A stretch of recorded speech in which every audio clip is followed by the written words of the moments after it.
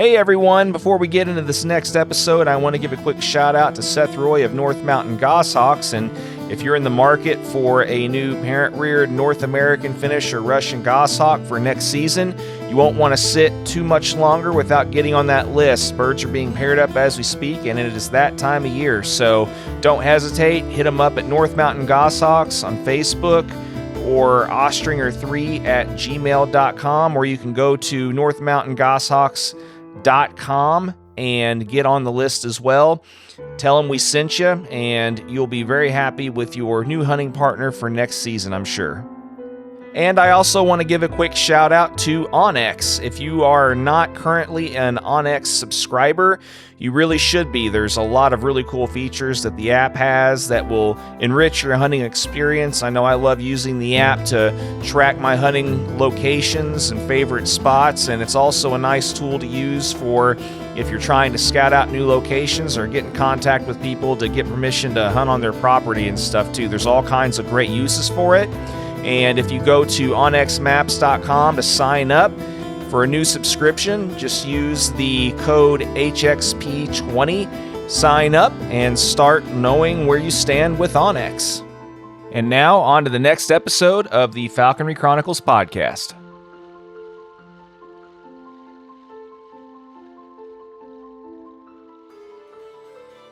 I was just hooked. I mean, it's one of the most exciting things I've ever done in my life, and it never gets old. It just never gets old.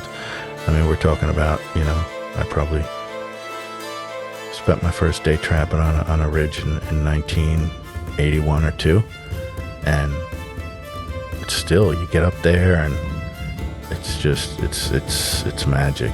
Hey everyone, welcome back for another episode of the Falconry Chronicles podcast, and we are back to the world of dachshunds again for this episode, and hopefully you all aren't getting tired of the dachshund content, because there's still going to be plenty more where that came from. If you are, all I can say is sorry, and you'll just have to bear with the rest of us, but there's going to be lots of other content rotated in as usual for everyone. But this episode was recorded while I was with the New Jersey crew back when I was out there in July of last year or so, and our guest for this episode, Brian Bradley, has been running dachshunds for a long time, and Brian is also known for some of the other aspects of falconry that are very important to us, mainly being trapping. So we're just going to jump right in and hear more from Brian about his experiences in falconry and dachshunds and trapping and stuff. So here we go.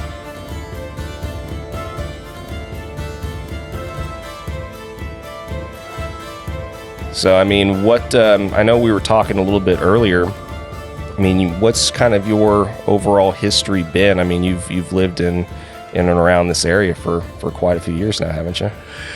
Yeah, I born and raised in Ulster County, New York, near New Paltz, which is basically exactly an hour north of here up the thruway. And when I was very young, my siblings were quite a bit older than me, and my older brother had just started at SUNY New Paltz at the university there, and one day he came home and said that one of his professors had brought a falcon into the classroom and gave a little talk about it, So this is probably 73 or 74. I was probably 7 years old, 6, 7. And so my brother had gotten talking to him, and he invited us to come over to his house. And little did I know it at the time, but it was actually Houndsman, who's a pretty famous name in the falconry world now. He's passed away, but at the time, he was really important in the recovery of the beginnings of the effort to get the peregrine falcon back, when they were on the verge of extinction. And so we went over to his house, and sure enough, he had all these peregrines out on display in his backyard on block perches, and I was just blown away as a kid, So I read and studied all I could and obsessed over it, and, the years ticked by, and as soon as I was able to take the test at 14, I did, and my brother actually, he actually took the test too. He took it the first year it was ever given in New York, which may have been 73 or 74, I forget. So he was an apprentice under Heinz, and he dabbled with some birds. He had a red tail, he had a kestrel, he had a great horned owl at some point. But he was really into, he was deep into his schooling, and he was headed in other directions. And he ended up going on, to be an attorney. And so his hands were full. Mine, however, were, birds were all I could think about. So So that's it. I had my falconry license before I had my driver's license, and it's been a driving force in my life ever since. So, I mean, how many birds did he have whenever you went? Do you remember, like, how many he had just perched in his backyard? I would say a dozen, give or take. And he had chambers in the back. He had some really nice breeding chambers.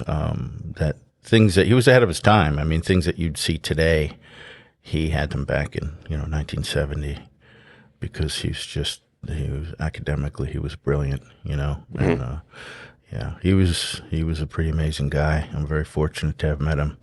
And what a lot of people don't know, and what he doesn't get credit for, is not only being one of the first people to be involved with the recovery of the peregrine, but he was the only guy around here back in those days that was a falconer, and it grew. It's like the branches of like a genealogy tree. It's just like you can take every falconer that I would know in New York and in some way walk it back to Houndsman, So it's kind of like the 6 degrees of Kevin Bacon. Exactly.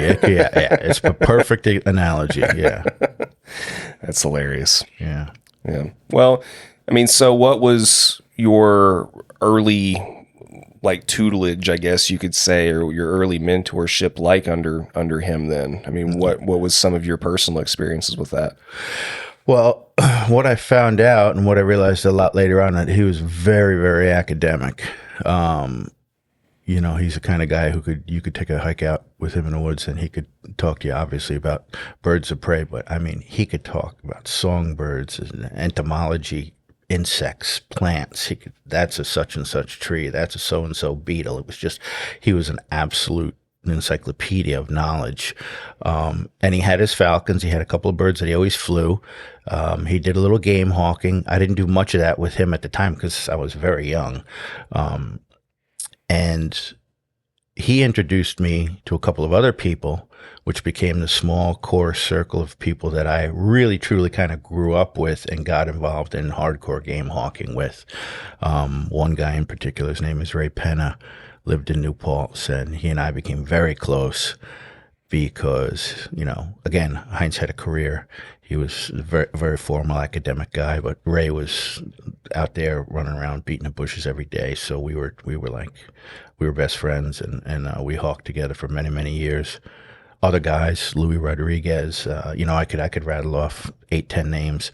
But Ray Penn is the one who gave me a real foundation in understanding the basics of falconry and working falconry in a relationship, and in being intuitive and reading a bird and all the critical things you need to do to train a bird properly. Yeah.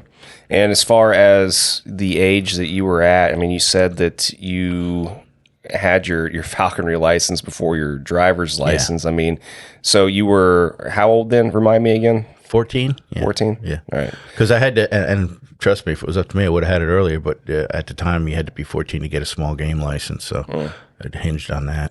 Gotcha. Yeah, I know the falconry permit aspect of things, and when you can start your apprenticeship and all that. I mean, I know it's different from state to state, but yeah, I mean, it's a huge undertaking for someone that's that young. I mean, I've known several guys that especially like the older gen falconers that started before the rules and regs and all that. And I mean, I've got buddies that tell stories still about how they, rode from, one side of town to the other with the red tail, on the handlebars and stuff. And, I mean, is that pretty similar then to kind of how you approached things as a kid also and got around? Or I was, I drove my mother nuts, I mean, she drove me everywhere. When I wanted to go fly my red tail, mom had to take me. One of my brothers had to take me when they were home from college or whatever. And, I mean, I pestered anybody who would give me a ride, and I did a lot of crazy stuff on my own. I was driving around catching kestrels on a BC with on a 10-speed bicycle, 20 miles from my house in the middle of winter. Just insane, some of the things I did. But was that with like several feet of snow uphill and stuff too? Or? Absolutely. And I carried the bike most of the time. That's hilarious. Well, like, and as far as, you know, some of the different things that you encountered during that time, I mean, I'm sure you probably had some harrowing experiences whenever you were trying to get around and do all that stuff as a kid, I bet, right? Yeah, well, anything harrowing usually involved me doing stuff I wasn't supposed to do, like, don't climb up to that great horned owl's nest or whatever, things like that. My brother warned me about, we had some cliff nesting great horned owls in our area, the Shungum Mountains, that are famous for all their wildlife, but for nesting peregrines and everything. And I was just, I was up for anything. I was a wild kid, and all I really cared about was getting to know more about these birds. It was a singular focus. I can't really explain it. I mean, I was a little bit of a loner, and being involved in the birds made me even more of a loner because they were my focus. As I got older in high school and stuff, and I got involved seriously in sports, my world opened up a little bit. But I never lost, my passion for birds. I mean, I remember going to high school when I first got my driver's license and my first car. I remember going to high school and sneaking out and skipping class and grabbing my Merlin out of the back of the car and going out to the football field on at the high school and lure flying my bird and then putting him back and running back into school. So just stuff like that. And anybody who's been involved in it and knows the fire has always found little ways to, plug it into their lives somewhere, somehow, I think, Yeah, for sure. I mean, it's one of those things definitely that it's always on your mind in some way, shape, or form. How can I sneak in this extra bit of time? Sure. And I mean, you weren't really deterred from that very much then as your school career went on, and not at all. My school career was very, very secondary. I wasn't much of a student. When I put my mind to something and I wanted to learn something, nothing would stop me. But if I wasn't interested, you forget about it. It's going in one ear and out the other. I'm lucky I got it at high school. It could have been different. I could have studied harder and applied myself there, but thank God I didn't, because I'm very happy with the path I chose, and the birds have given me just such an incredibly unusual, enriched, bizarre life, and you go places, see things, and meet people that you just wouldn't in any other walk of life, I don't think. And so, I'm good. I'm good with not having a master's degree, Yeah, I'm fine with not having a master's degree either. But yeah, no, as far as falconry goes, I mean, I completely agree with that sentiment. I would have never thought that out of all the endeavors that I've had in life, it's kind of become a little bit of a personal joke between my friends and I, that out of all the endeavors that I've tried throughout my life, whether it be music or whatever the different things have been, it's been ironic that one of the most enriching things that has brought a lot of, I don't know, just joy, consternation, and just overall, I don't know, just diversity to my life has been not only falconry, but, a falconry podcast too. Oh, So, I mean, I completely agree with that sentiment, and I'm not really sure at this point. I can't fathom, how things would have been. Me neither. Yeah. Right. I mean, without this in my life. Yeah, I wouldn't. I don't even want to think about it. It's scary. Yeah. Well, I mean, what just out of curiosity, what do you think you would have ended up doing if it wasn't for this? Been in jail or something, or no? I mean, I had designs on, if veterinary medicine crossed my mind for years, but again, that involves so much academics and so much school, and I had to be honest with myself. The math and science aspect of it, and all of the things you have to go through to get there, I wasn't prepared to tackle that because I felt like I knew my limitations. That was the only other thing I ever really thought about. And as far as a career, so to speak, that was going to be, paying the bills, I honestly didn't. I was like, whatever happens, happens. I'll figure it out. But I'm doing the bird thing, and everything else is going to fit in around that one way or the other, you know? Well, I mean, what in the early part of your life, at least, or before what you've been doing for a while now, I mean, what kind of different jobs and different things were you doing to kind of fit, all this stuff in and around your life? Yeah, when I was a teenager, the first serious job I had was working at a veterinary clinic. I was just the kennel kid, cleaning the kennels and whatnot.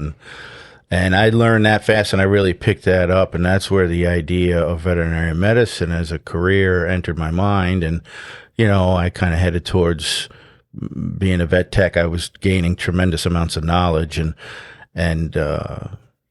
But again, there were always those birds pulling me back. And I knew there'd have to be a sacrifice. I knew there'd have to be a trade-off, a tremendous one in this case. I couldn't imagine just, basically dropping birds cold for 6, 8, 10 years or whatever it would have taken academically to get to become a professional in that field. So I discarded that idea. I threw that out the window, and then I've done other things that I've been able to just blend the two together. I worked in a garage as a kid. My older brother was one of the head mechanics, and I was just the run-around kid who did whatever. And, I'd bring my bird to work. I'd have a kestrel on a perch in a corner. I worked later on in my, say, late 20s, I worked for a beer distributor for quite a while. Maybe it was 7, 8 years. I don't know. That's quite a while in my life. And I would drive a route all over Ulster County, and it gave me a lot of freedom because I was on my own. I had a company van, and I could go wherever I wanted as long as I got my route done, taking care of all these stores that I had on my route. Nobody bothered me. Nobody was breathing down my neck. I had a really good relationship with my boss. He gave me a ton of freedom. So you can imagine, there's 3 or 4 Falcons in the back of the van, the cargo van, and I would stop and hawk them or exercise them wherever I felt like it or wherever I wanted to. And I still got my work done. I worked very hard at my job, and I made sure that I was really, really good at my job so that I wouldn't raise any red flags because I didn't want anybody breathing down my neck or seeing the birds I had in the back of the van, that kind of craziness. But yeah, it was actually right after the beer job when I started considering doing the bird shows professionally, because I was tagging along with my buddy Ray Penna, who I had mentioned earlier. He was doing that sort of thing full time, and he was doing it at a very high level, flying birds off a horseback at Renaissance fairs and so forth when nobody else was doing that. And again, he's the one I got a real great foundation for as far as training birds and learning about weight management and so forth. So I would tag along with him to these Renaissance festivals. And although I never really got the urge to be a Rennie and do that sort of thing, it lit a fire in my head that, hey, there's got to be a way. There's got to be a way to make this work professionally, personally, whatever the package might be. So I started just going out and doing little things. I started out with one bird. I started out with, one falcon, and it slowly built, very slowly. And I got a job at a place called the Hudson Valley Raptor Center in Dutchess County in probably 2000. And that was a rehab facility, and it was a big one. It was the only real decent one in the area. I mean, it had, like 150 birds there, big elaborate barns, very nice place. And they hired me to do their educational programs, their flight demonstrations on the weekends. And part of the gig was I could live there. So I lived there, and I was in heaven, I mean, I had big barns full of birds of prey. My birds had the best accommodations possible. I could do whatever I wanted Monday through Friday. All I had to do was crank out 2 shows on Saturday and Sunday and entertain and educate the folks the public that came to the facility. So that's when that solidified my desire that this is it. One way or the other, I'm making this work. And so I did that for 4 or 5 years. And then right around 2004 or 5, I knew I had a choice to make because, oh, by the way, I was still doing the beer distributor job Monday through Friday, right? And they were coming together to the point where I had to make the leap. I had to either decide, okay, keep falconry as a hobby or go 100% because there weren't enough hours in the day to accommodate both my regular job and my bird fanaticism. So I quit the beer job, and here we are. Did you at least get any free beer or discounts on beer? Yeah. There had to be other perks to the job, man. I partook of a few beers, just a few. Yeah. Well, I mean, it's I don't know. It might have made it just a little bit harder decision, I guess, in a way. It was a freewheeling party lifestyle back in those days. Yeah, it sure was. Yeah, I think one of the last times that I really had to kind of think about whether or not I was doing life wrong in general was whenever I was going through Eastern Europe, or parts of Europe, I should say. And I went and saw some of those bird of prey shows at some of those castles and stuff in like Austria and stuff. And I was fortunate enough to make some friends over at some of those bird shows. And if any of them are listening, hello. I would love to make it back there again sometime. But they took me. I introduced myself after one of their shows was over, and they took me into the back of the castle and showed me all the different, housing for the birds and stuff, and showed me all the different species they had, and showed me, all these different things. And they're like, yeah, we live here and take care of the bird. I'm like, wait a second. You live in a castle and you get paid for it. And you fly these birds, and I hate my life. Rough Thank life, you. right? Yeah. And they were like, well, there's pluses and minuses. You can't really do like much. Can't do much. I'm like, but you're living in a castle and you're getting paid for it. And it's like so I mean, I can see where that fire was probably lit in you to make that final leap. Then if you're, like I said, if you're able to have your housing taken care of and you're getting to do all this cool stuff. And how hard of a time did you have then building up your team and, making the transition into doing it completely for yourself then after working for this other place? That's a good question, because I don't have any recollection of like really having any extended periods of, it was all the beer, probably. Starving artist. Yeah. The beer helped. The beer absolutely helped. But I don't have any stories of the starving artist who, lived under a bridge or whatever and had a real hard time until, it came, as far as I'm concerned, it came together pretty smoothly. I worked really hard at it. I took a tremendous amount of pride in doing it like I've done everything. Even with the beer job, I joke about it, but I did that job to the absolute best of my ability. Whatever I do, I do the best I can, and it just kind of happened like it. I had a couple of more shows. Things would pop up. The phone would ring. Somebody saw me there and referred me to this person. And times were lean. Hey, times can be lean now. It's a seasonal thing. It's it's a tough way to make a living. But back then I didn't feel it so much. Hey, I'm in my 20s, So, I drink a couple of beers instead of eating lunch, It's like I didn't need that much, man. I was living on adrenaline, and I was loving it, and slowly I was just able to piece it together more and more. And one of the things I think that has served me well through all the years is that I took it so seriously, and I did every show like it was my last, and that there was somebody in that audience that I really should impress. And every kid out there is watching this, and I want those kids to get the right idea. I want them to see what this is about. I was lucky enough when I was young to be exposed to the right people that taught me the right things, and if there was only one thing in life I could do, that's what I wanted it to be, to pass along the correct information. And it was a slow grind, but I've made it this far. Yeah, well, it sounds like you've been enjoying yourself doing it too. Yeah, it's. I doubted. Trust me, I doubted myself more times than I could count. I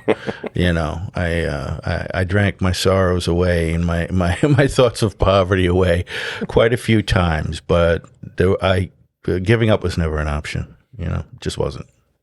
Well, good for you. I'm glad that it ended up working out for you. Thanks. And I mean, not everybody has that degree of resilience, and I mean, to be able to continue to push through I mean, for those people that the whole failure is not an option thing, I mean, it's admirable.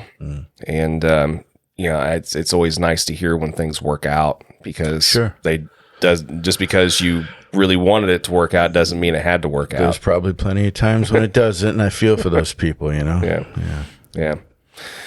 Well, and as far as your personal falconry goes, then, I mean, you kind of were describing being able to work in your falconry kind of in and around your beer routes and your bird shows and all that stuff. But I guess kind of transitioning to the topic that's kind of brought us all together this week is, I mean, at what point then did you decide that you wanted to start incorporating, the dogs into your falconry, and, particularly dachshunds? I mean, what was the point that kind of made you decide to bring that into the whole picture?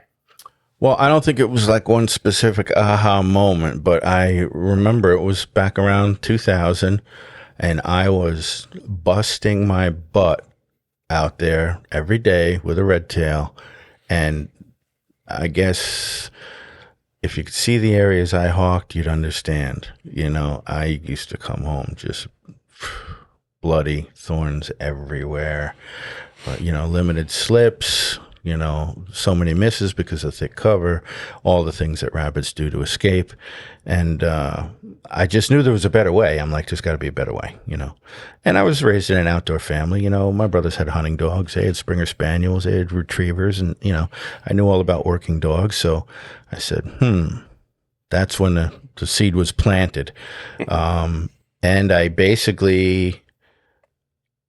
I'm kind of a research freak, and I can be pretty analytical and just think about things before I leap. And I thought to myself, okay, if I'm going to look at this dog situation, it's probably going to come down to 3 breeds. I just based on my own very little knowledge, I said it's going to be a Beagle, a Jack Russell, or a Dachshund. I need something small to get into the cover to a degree. It's got to have a nose. It's got to have drive. Any one of those could fit that bill. So I don't know if I contacted anyone else first, or if my first call was to the famous Dachshund lady. But I specifically remember looking through an issue of, probably it was American Falconry or something like that back then, and she had an ad, hunting dachshunds, working dachshunds, Teddy Moritz. And I said, well, hey, here's a good place to start as any. So I called her blind. And we just hit it off. I mean, we ended up talking for like an hour and a half on the phone. And we just became fast friends. And at the time, she didn't have any puppies available. And not on top of that, she's, got a waiting list as long as the phone book. So she said, listen, I don't have a litter of puppies, but my line is out there, and I can recommend a guy in Maryland who has some of my dogs. They're real good dogs. I wouldn't hesitate to recommend them. You could give him a call. I said, sure. So I called him up the very next day. His name was Ted Damron, and he was a falconer. He was in Rising Sun, Maryland at the time. And he, lo and behold, he had puppies that were just coming of age to find homes. And I said to him, what have you got? What should I do?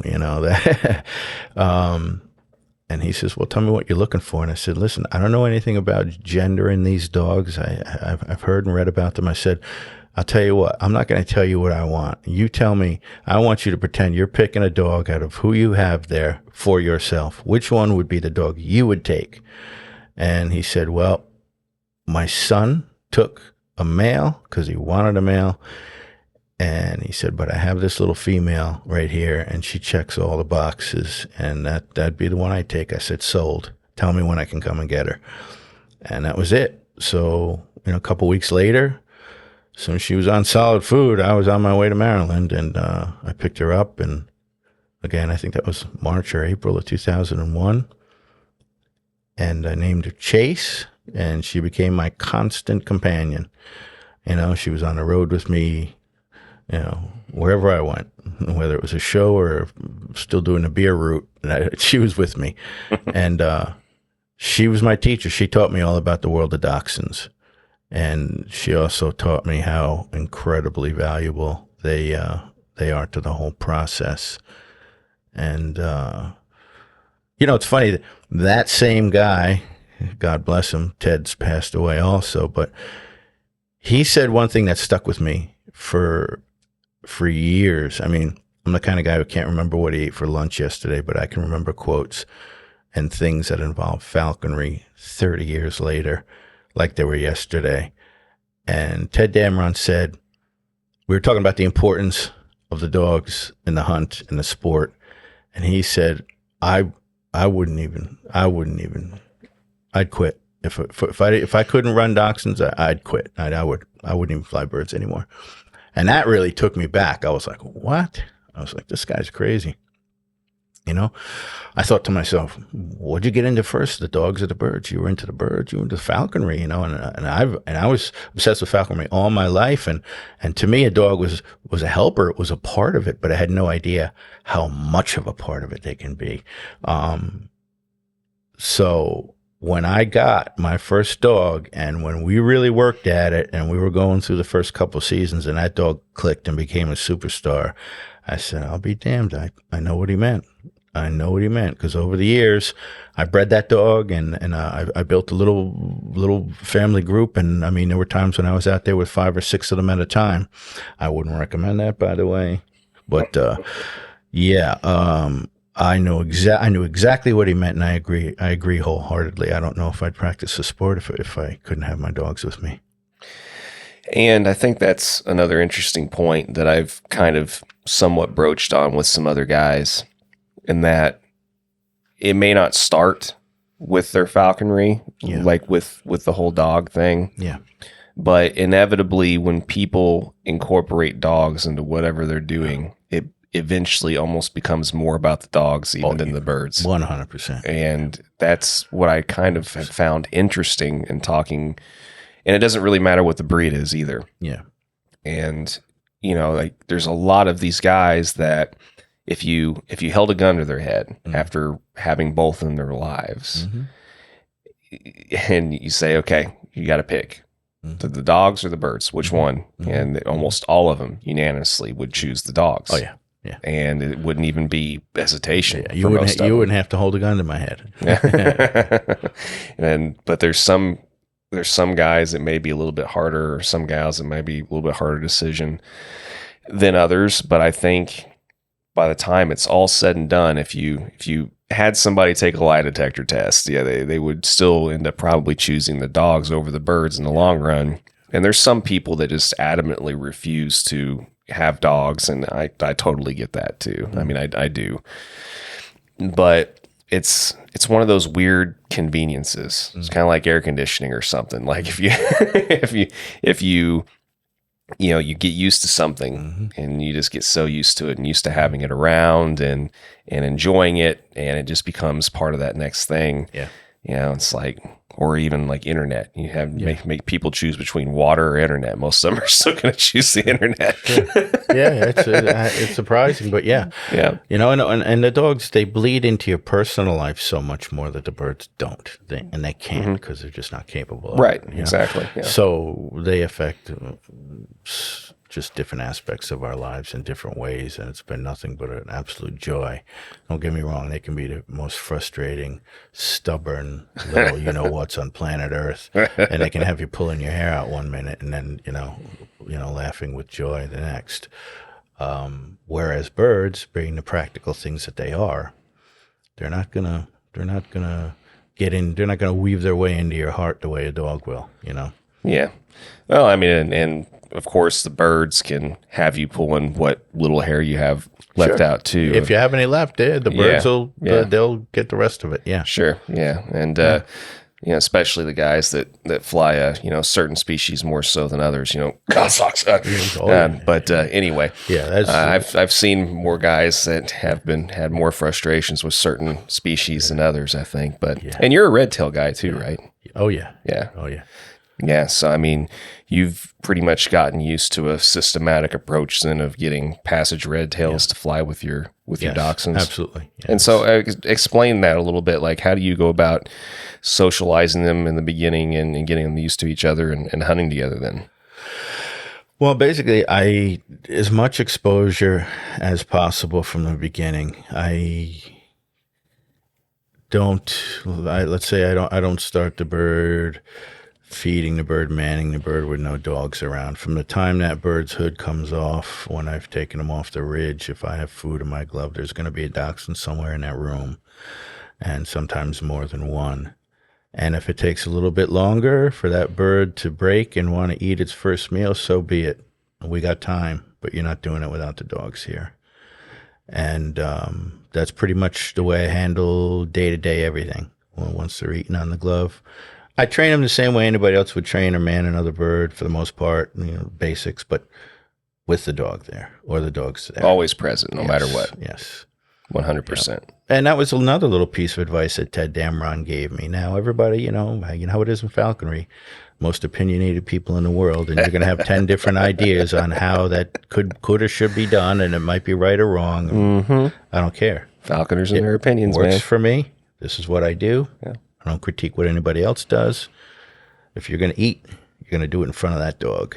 And then we go outside, and then we get on the creance, and you're going to do that in front of the dog. And then you're going to fly free, and you're going to do that in front of the dog, and so forth and so on. Yeah. No, that makes total sense. So, I mean, it doesn't sound like you do much different than what a lot of people do then, and, just incorporating them in the everyday regimen, basically. Yeah. And as far as just going back to dachshunds specifically then, with I've been asking the same couple questions or so to a lot of guys during this series and getting just a widespread. It's kind of almost my little study, my little dachshund study. Yeah. 2 questions for you. What have your experiences been mainly with? I mean, when do you prefer to take a puppy home, or when do you think the best time is to take a dachshund puppy home from the breeder? And number 2, what have you done personally to try and mitigate a lot of the housebreaking issues that the breed has? As far as taking one home, the minute I can, the minute a breeder will let me. That said, knock on wood, I've been lucky. I started out with a female. I bred from her. The family tree grew. I've never bought another dog since 2001. It's always been one that I've produced, reaching out for a different bloodline, obviously, as needed. But I knew who my females were. I knew who I wanted to litter from and what they had to contribute to what I could imagine going forward with. And same thing all breeders look at. And I've made my own team continually. As far as housebreaking goes, you could throw that out the window. I had much better luck with that. When I had 1 or 2 dogs, they were really, really good about it. They really were. But as my team or pack grew, the inmates started to run the asylum a little bit. I think that the bigger your pack or group gets, the more power they think they have. Mm-hmm. And when one starts to do one thing, then that trickles down, and it's, okay, this one can pee over here. Well, then I'm going to pee over here too. So next thing you know, you got your hands full, and you can dig yourself a big hole. So I don't have any pearls of wisdom on housebreaking a dachshund, other than trying to stay with it, and absolutely, when you draw a line in the sand, you draw a line in the sand. No means no. It doesn't mean no sometimes. It means no every single time. Otherwise, in a dog's mind, it could mean no whenever, and just make some rigid, hard rules and do your best to stick with them, and best of luck. Yeah. Gotcha. Yeah. Well, like I said, the study continues, and so far it's been pretty unanimous. Yeah. No, I like I said, I as far as the puppy thing goes, I mean, there's a lot of guys that have kind of leaned more towards, like that 10 to 12 week range, a little bit older than, say your larger breeds and stuff. But yeah, I mean, as far as the house training stuff, yeah, I mean, your answer has been pretty on par for course with a lot of other answers that I've gotten. And, I, even with my one in particular, but with both of my two, it's funny. I can go, sometimes I'll go a week or two, no issues, absolutely, whatever. Yeah. And then randomly just one day, just, what hits the fan. Just right in the middle of the, even after you let them out and even after they both go or whatever. I swear to God, sometimes they hold it until they come back in. They do. They do that stuff on purpose. Little asses. And they'll sit there and stare at you the whole time too. Just like, you watching this? You see this? Remember last time you didn't give me a piece of that rabbit? Okay, well here you go. And I just, like I said, there's so many Germans in my life that I love and adore, but it's the German side of them. They live up to the German stereotypes, that's for sure. Yeah. Oh man. Well, no, it's good to hear. Like I said, I'm happy then that it's not just me. Oh no. Trust me, it's not you. Well, that's awesome. Well, I mean, it's cool that you've been able to kind of produce your own lines and always kind of be in the dogs that kind of have that you've originally. It makes it more special to me. Much more. You have a lot more vested interest. Absolutely, and I can hopefully guide the breeding to produce what I'm looking for. We all know you can put two dogs together and you can get sensational, or you can get, average, above average, whatever it might be. But it's nice. It makes me feel good to be able to make that call. Whatever happens, it's my fault, good or bad. But yeah, the being invested is a way to look at it. Being invested and being able to watch that little guy grow and see, hey, more like the mother or the father. What are the strengths and weaknesses of this little dog, and so forth and so on. Cool. Yeah, no, that's one of the things that I'm kind of tempted to. It's part of the reason why I looked into the whole, doing the field trials and different things like that, is because there is a part of me that's tempted to go ahead and stud my two males out at some point if anybody's ever interested in that or whatever the case is. But I think I probably have the same interest for the same reason. I just think it would be really nice to have, a father and a son or whatever. Sure, I mean, I've got two males, so I'm probably going to stick with males now. I'm forever cursed with the males, probably. I don't, after talking to so many people, I've definitely discovered that it's not great to have the male and male and female both. But I don't know, man. Well, I mean, that's cool stuff, and thanks for sharing that. But, sure. But as far as like the other parts of falconry that are important to you, I mean, what other aspects make it continue to be so worthwhile to you? I know that we were kind of talking about trapping and stuff before briefly. Yeah. I know that's something that you also enjoy doing, that aspect of it also, right? Oh, yeah. Well, I mean, what aspect of trapping is the most fun to you? Oh, geez. I wouldn't even know where to start. All of it and everything. It's from the time I first did it, on a ridge or on a beach when I was 14, I was just hooked. I mean, it's one of the most exciting things I've ever done in my life, and it never gets old. It just never gets old. I mean, we're talking about, I probably spent my first day trapping on a ridge in 1981 or 2, and still, you get up there and it's just it's magic. I'm sure other people who are really, really into other things have certain moments or time periods that give them that same kind of excitement and joy. But the trapping, the excitement, the unknowns, the anticipation, all of it is amazing. There's nothing like it.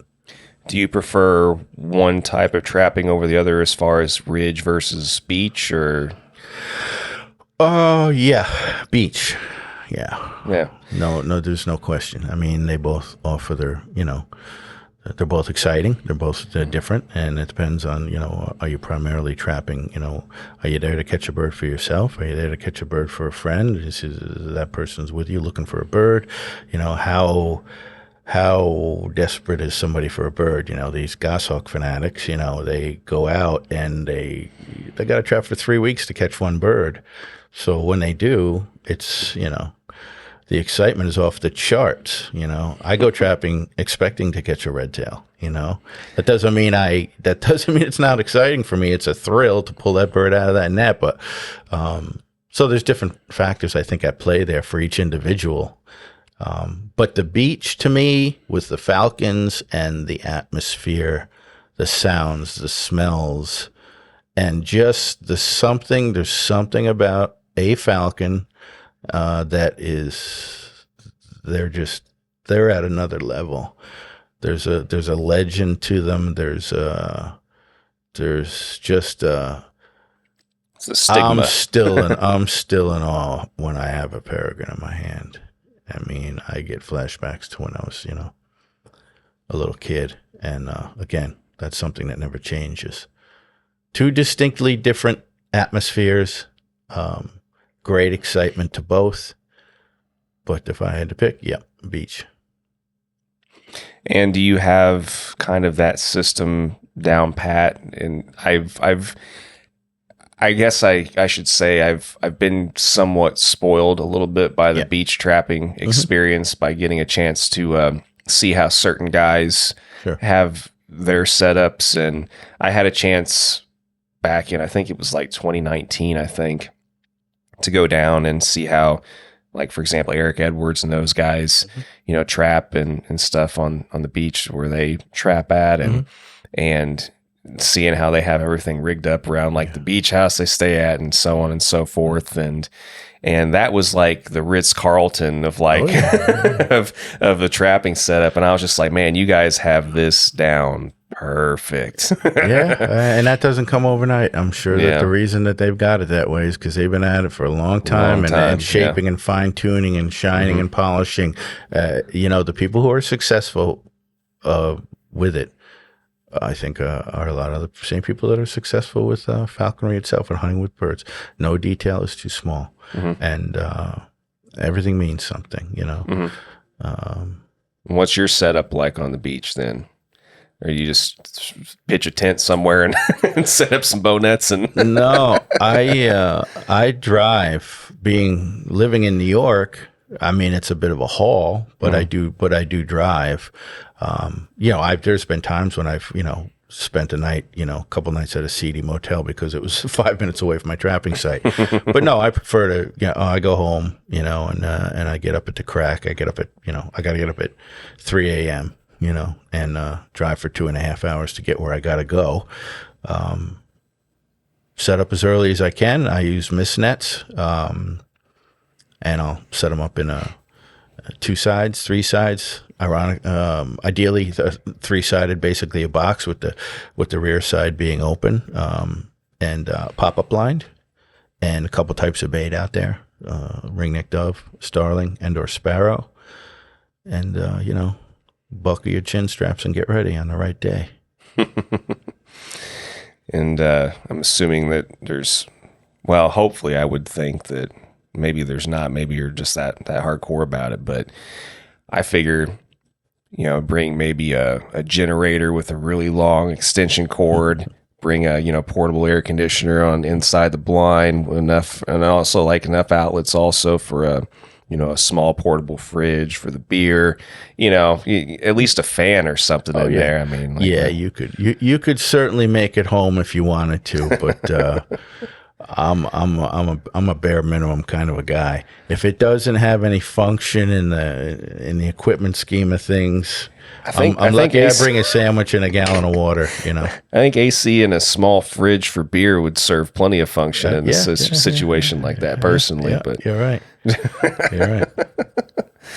Oh, that's cool, man. Now, to each their own. I mean, as long as you're having fun doing it and not dying of heat stroke, I guess, sitting in a blind on the beach. Yeah. No, it can be it can be hot. it can be, I mean, like any other form of trapping, or, I compare it to fishing, you got days when it's so hot you can't set your rod down. You got other days where you just sit there wondering, like, I could be mowing the lawn today. I could be doing this. I could be doing that. What am I doing down here? But, hey, that's what keeps you coming back. I think it's part of it.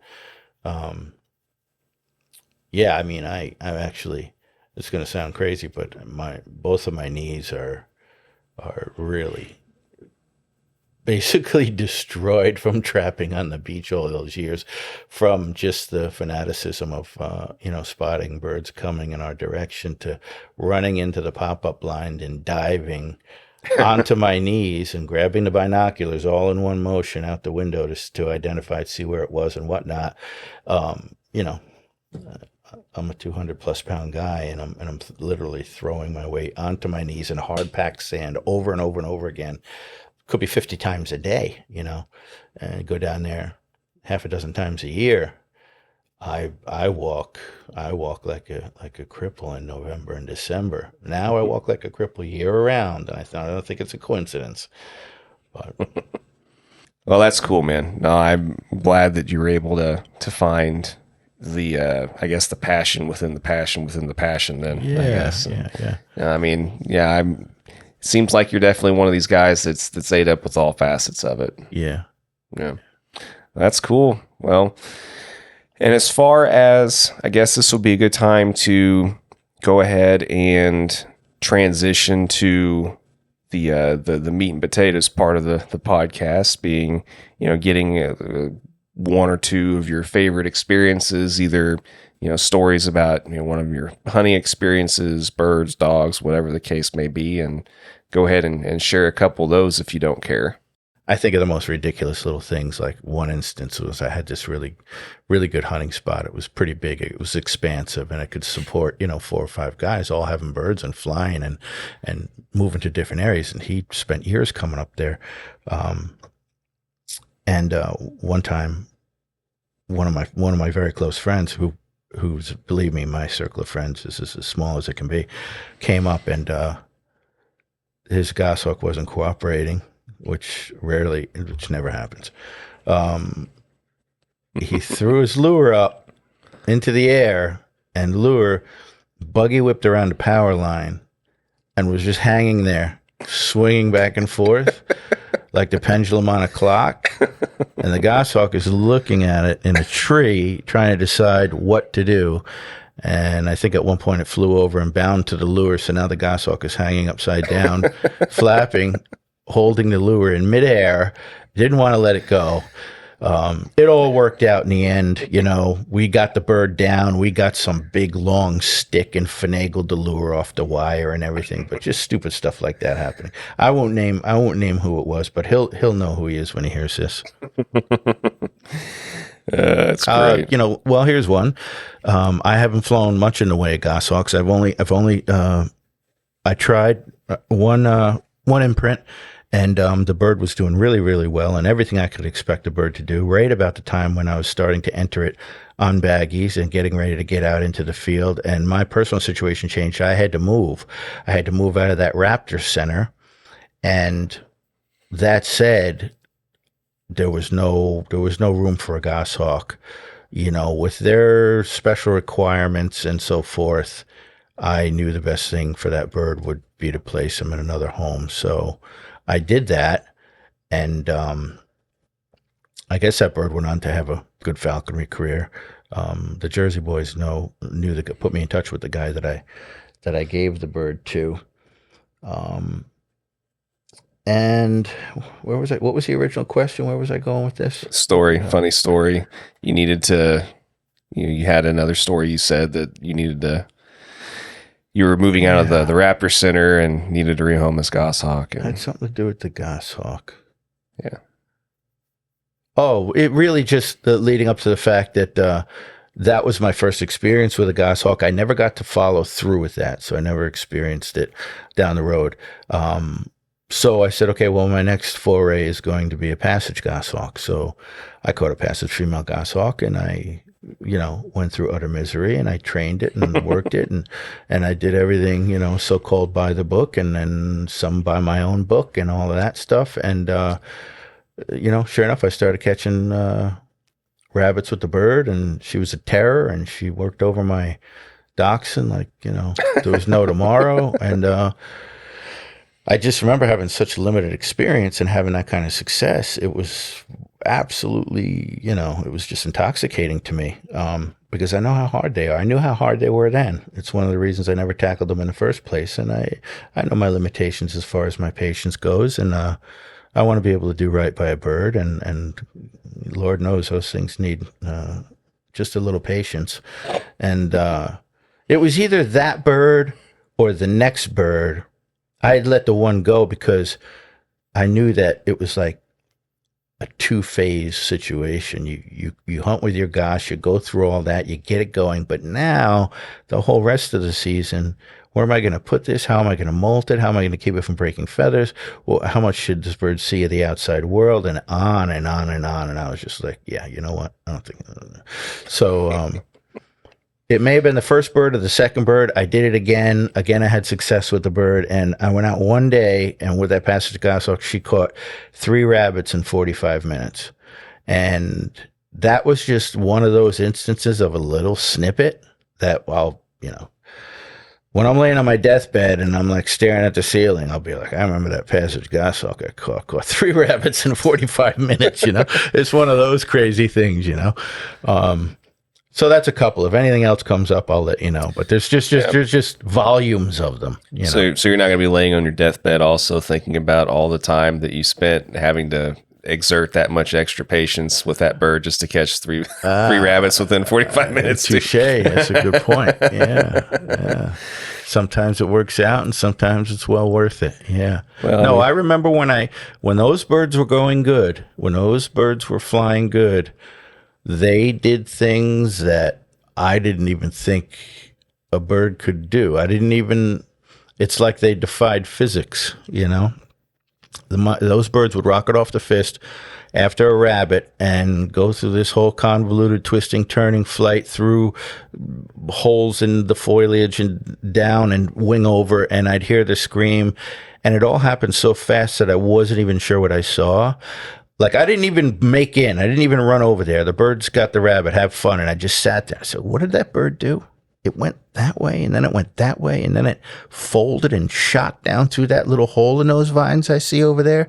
I think that's what it did. So fast that the human mind, or at least my human mind, maybe mine's a little slower than most, I could not follow it step by step as it played out in front of me. I replayed it all the rest of the day, the way home, the next day, when I'm laying in bed that night, I'm like, that goshawk did this and that.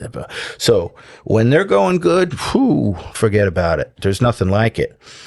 But you got to be able to put up with all the other stuff to get to that point. And for me, short term, it was a great ride. Short, exciting ride. Like getting on a roller coaster and getting off.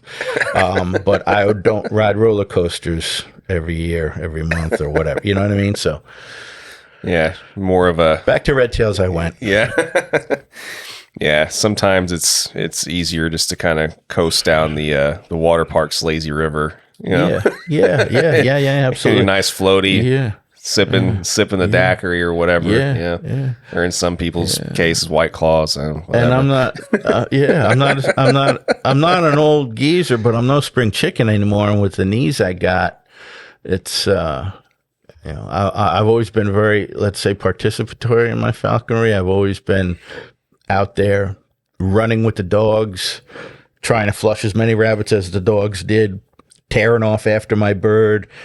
I never stood around and was one of these guys who watching and wondering what was happening. I was following the action. I tried to be in the action, and my body's taken a toll over the years, and I can't do the things I used to do because of my knees. So I'm going to get my knees replaced, and maybe it'll add a few more years. Right. That'll fix it. Yeah, that'll fix it.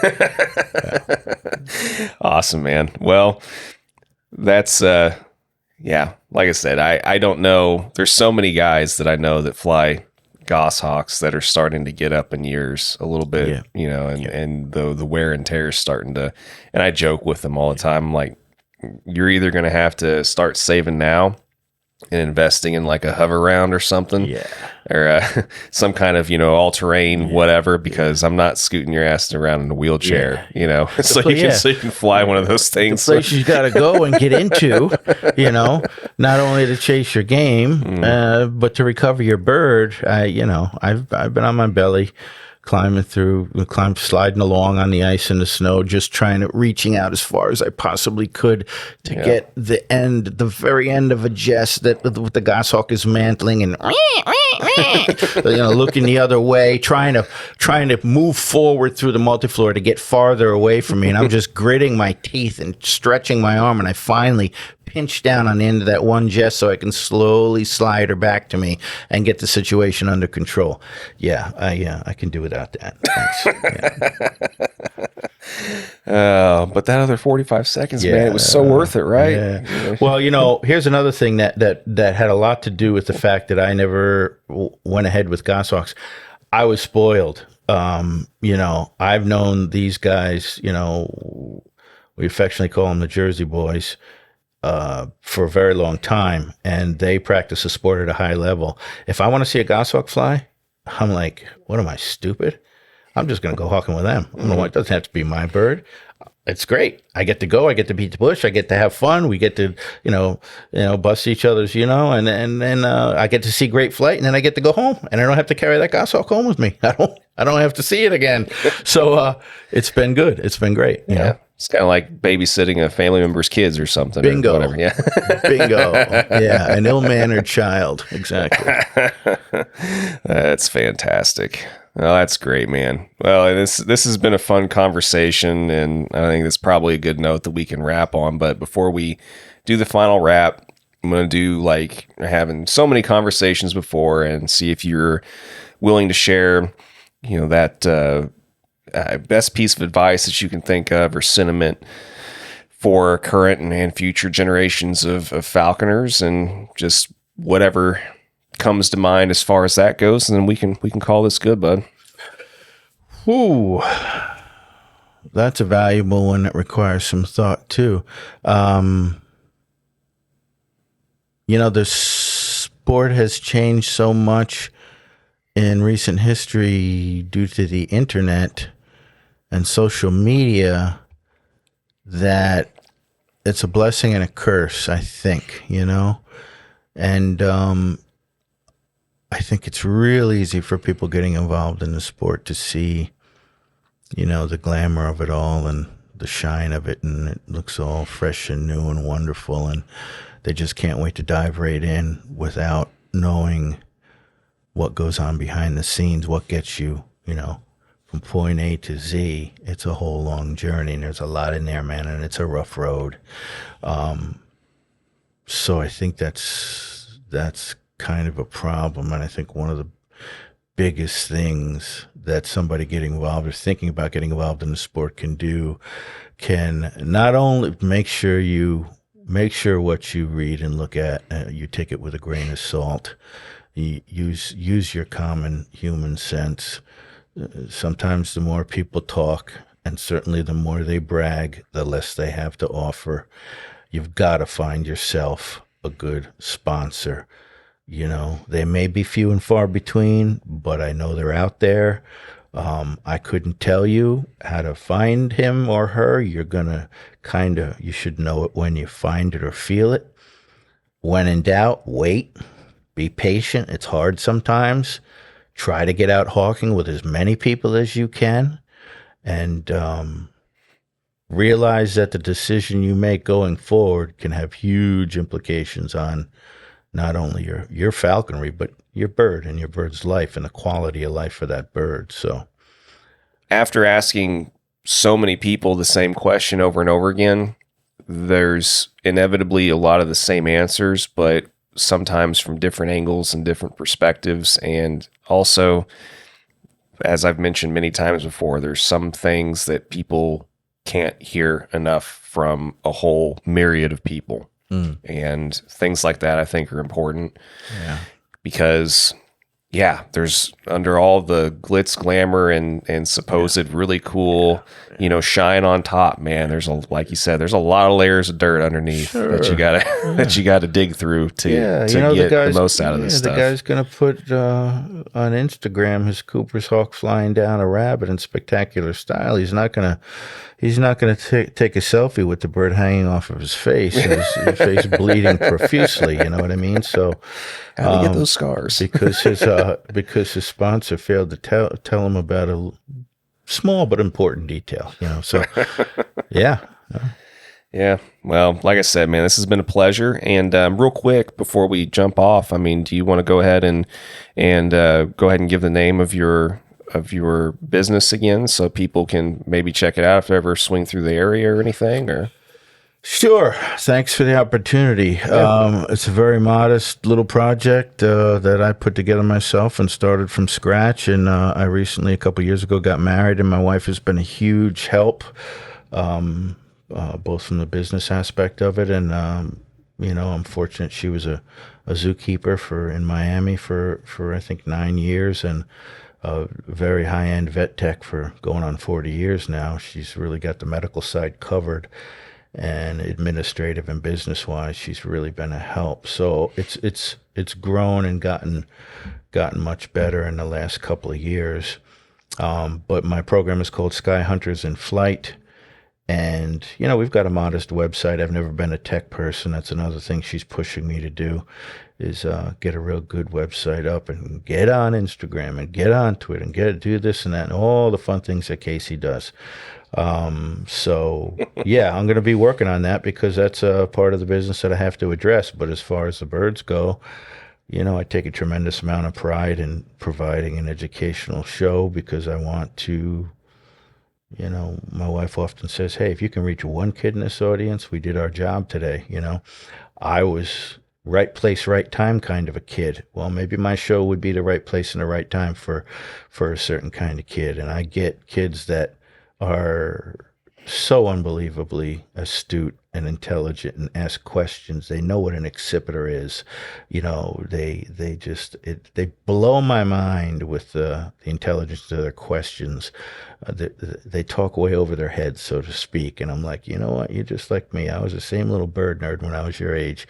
And other kids, I go into inner cities, they wouldn't know the difference between a hawk and a chicken. And that's pretty scary. And in a time when people are so often disassociated from nature because they're staring at, computer screens or their phones, I could see it being a dying or a lost art. And I like to be able to just be as truthful and as practical and as sensible as possible to educate people, and especially children, about what birds of prey are and how important they are to the environment around us, the job they do as predators. But anybody can go out there and talk about it.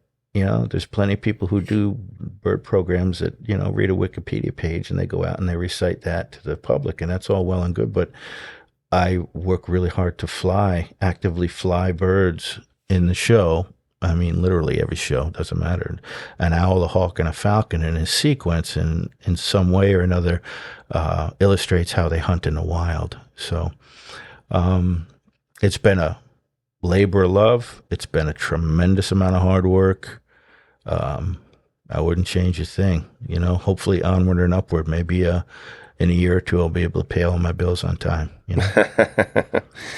That's a good goal to have, man. Yeah. Yeah, I totally can relate to the labor of love thing. So I commend you, and can hope that you have continued success and it keeps growing for you. Thanks, man. I really appreciate that. Yeah. Let's do it again sometime. Yeah, for sure. Yeah, cool. Hopefully I'm in the area sometime and can swing through and pay you a visit also. I mean, who knows? I might have to come and... We can fly some birds. Yeah, fly some birds, or, I'll bring the mini fridge with me and the generator, and load it up.